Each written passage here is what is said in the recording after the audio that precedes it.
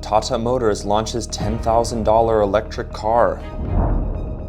US backs Taiwan participation in UN civil aviation body. Philippines to deport 40,000 Chinese offshore gambling firms workers.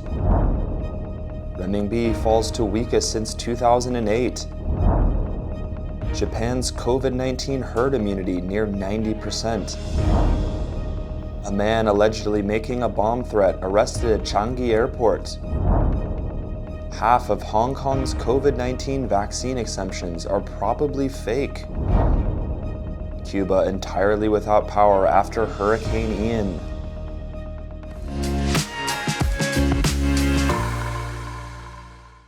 Hello, I'm Johnny. Thank you for joining us on FUNDAY News. It's Thursday, September 29th, and here are your top stories. India's only electric vehicle maker, Tata Motors, launched India's lowest priced electric car at a little over $10,000 on Wednesday.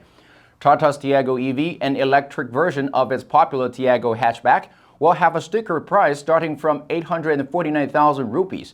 That's equivalent to $10,370. That is much cheaper than India's next most affordable EV, the electric version of Tata's Tigor compact sedan, which starts at around $14,940. However, China has some EV models that start as low as 32,800 yuan or $4,525. One is how you manage to bring an affordable price level that we have been able to achieve in Tiago. It was more compounded. Managing Director of Tata Motors Passenger Vehicles, Shailesh Chandra, said that Tiago EV's operating cost is expected to be about a seventh of the gasoline version. Chandra said, "We are not chasing to be the lowest cost. The aim was to pack in connected car features and other advanced technologies while keeping the price accessible.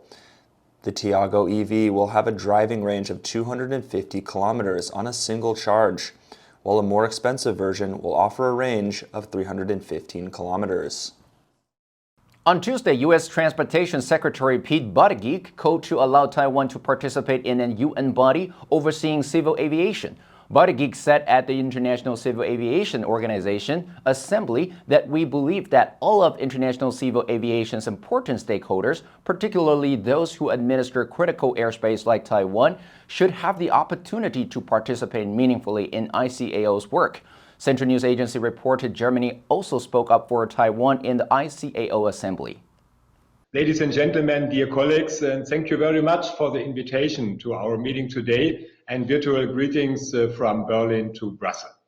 It's good to exchange. According to the report, State Secretary of the German Federal Ministry for Digital and Transport, Stefan Schnorr, called on ICAO to include all parties involved, including those that are not ICAO members.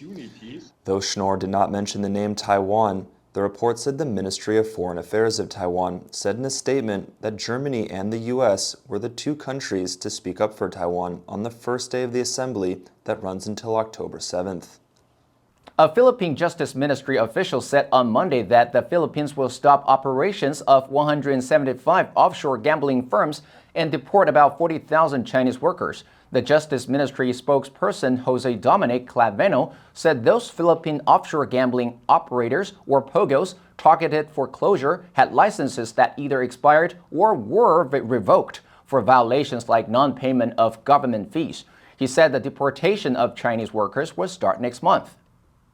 Clavano said the crackdown was triggered by reports of murder, kidnapping, and other crimes committed by Chinese nationals against fellow Chinese nationals.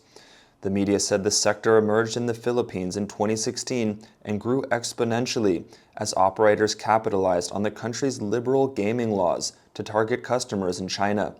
Real estate consultancy Lichu Property Consultants estimates that a complete exit of POGO industry would leave 1.05 million square meters of vacant office space, a third of the size of New York's Central Park. The onshore renminbi fell to the weakest level against the U.S. dollar since the global financial crisis in 2008, amid speculations that China is toning down its support for the local currency. The People's Bank of China set a daily reference rate that was 444 pips, stronger than the average estimate in a Bloomberg survey with analysts and traders. The bias was the smallest in 2 weeks. a sign that Beijing could be easing its support for the currency amid a surge in the US dollar and plunge in global exchange rates. The onshore renminbi weakened 0.2% to 7.1955 per dollar, a level unseen in 14 years, while the offshore unit slid to the lowest level in data going back to 2010.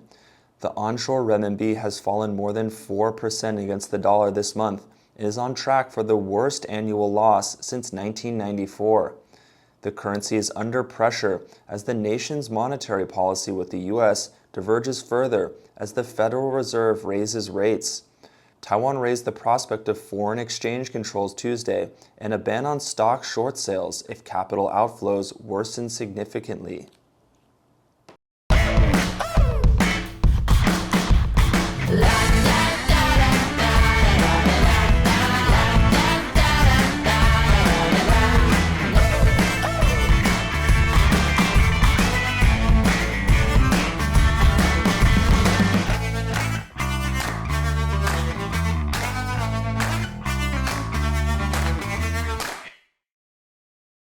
According to a study published on Tuesday, Japan's population level immunity to COVID-19 has reached about 90% in major population areas after a recent Omicron wave, though that level of protection is likely to diminish in a matter of months. According to the Tokyo Foundation of Policy Research, which estimated the levels for 12 of Japan's most populated prefectures, that 90% level of so-called herd immunity reflects partial protection imparted from both neutral infection and vaccination. The researchers found people in Tokyo, Osaka, and the southern prefecture of Okinawa got most of their immunity through contagion amid high case counts in those areas, particularly during a seventh wave of infections that peaked last month. Since Japan currently requires a 5-month interval for booster shots, it may be too long to offer protection to elderly and vulnerable groups if a projected 8th wave emerges towards the end of the year. A 37-year-old male foreigner has been arrested for allegedly making a bomb threat on board a Singapore Airlines flight from San Francisco that landed in Singapore early on Wednesday morning. The police was informed of the alleged bomb threat at about 2:40 a.m. on Wednesday. The aircraft was then taxied to a remote area of the airport for security checks. Teams from the Singapore Army's Chemical, Biological, Radiological, and Explosives Defense Group and Airport Police Division were on site. The media reported SQ-33 was escorted by 2 Republic of Singapore Air Force fighter jets and landed at the Changi airport at about 5:50 a.m. on Wednesday. A Singapore Airlines spokesman said on Facebook the threat was subsequently verified to be false and the suspect has been arrested. Preliminary investigations indicate that a 37-year-old male passenger had allegedly claimed that there was a bomb in a hand carry bag and had assaulted the crew. The Hong Kong government said on Tuesday that more than half the certificates Hong Kong doctors have given to patients, exempting them from COVID-19 jabs, are suspected to be fake. Authorities have arrested a total of 7 doctors for allegedly issuing notes fraudulently, and from October 12th will invalidate more than 20,000 exemptions those practitioners have given out. That's more than half the total number of certificates in Hong Kong that are currently valid. According to the government statement, patients affected by the move will be able to consult other doctors, who can assess whether or not they're suitable to receive a COVID-19 vaccination. Hong Kong police said legal proceedings for some of the arrestees are ongoing, and anyone convicted of conspiracy of fraud could face as long as 14 years in prison. In an earlier report, the Hong Kong authorities have also detained 22 people who are suspected to have sought fraudulent documents. Shortly after the passage of Hurricane Ian, which ravaged the western end of Cuba with violent winds and flooding, the country's electrical grid collapsed late on Tuesday, leaving the entire country without power. Technical Director of the Electric Union of Cuba, Lazaro Guerra, said the union would work through the night and early Wednesday to restore power. State-run media cited his words as saying a failure in the national electric system, in part associated with the storm, had affected infrastructure.